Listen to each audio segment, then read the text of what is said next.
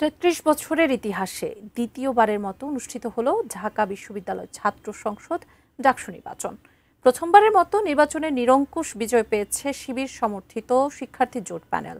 বিজয়ীদের কাছে শিক্ষার্থীদের কি প্রত্যাশা জানাচ্ছেন সাব্বির আহমেদ।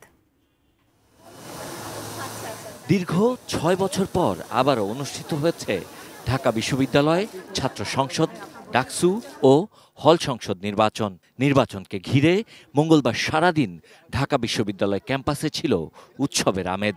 রেকর্ড সংখ্যক প্রায় ৮০% ভোটার নির্বাচনে ভোট দিয়েছেন। ভোটের ব্যালটে তারা বেছে নিয়েছেন নিজেদের পছন্দের প্রার্থী। ক্যান্টিন সমস্যা, তারপর বাসের সমস্যা, এগুলো ওভারঅল তারা আমাদের সমস্যাগুলো সলভ করুক। তারা যে ইশতেহারগুলো দিয়েছে তারা যেন সেই ইশতেহারগুলো অনুযায়ী কাজ করে। অ্যান্টিব্যাকটেরিয়াল অ্যাডিটিভ যুক্ত সেরা ওয়াটার ট্যাঙ্ক বিশুদ্ধ পানিতে ব্যাকটেরিয়া জন্মাতে দেয় না।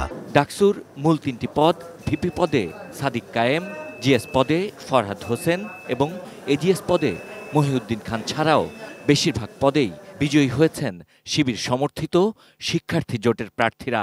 তাদের কাছে কি চাওয়া শিক্ষার্থীদের? নির্বাচনের পরে যেন মানুষ এগুলো ভুলে না যায়, ক্যাম্পাসকে যেন কিভাবে ভালো করা যায় এটা মনে রাখে। রাজনৈতিক ক্ষেত্রে যেন তারা একটি ক্লিন পদক্ষেপ রাখতে পারে এবং শিক্ষার্থীদেরকে নিয়ে শিক্ষার্থীদের জন্য কাজ করতে পারে। সেই আদর্শ থেকে একটু বেরিয়ে ছাত্রদের জন্য যদি তারা কাজ করতে পারে তাহলে এর থেকে খুশির আমাদের আর কিছুই থাকবে না। শিক্ষার্থীরা বলছিলেন তারা কোনো একক কর্তৃত্ব এবং লেজুর বৃত্তির রাজনীতি দেখতে চান না পুরনো সেই ধারা ক্যাম্পাসে ফিরে আসুক।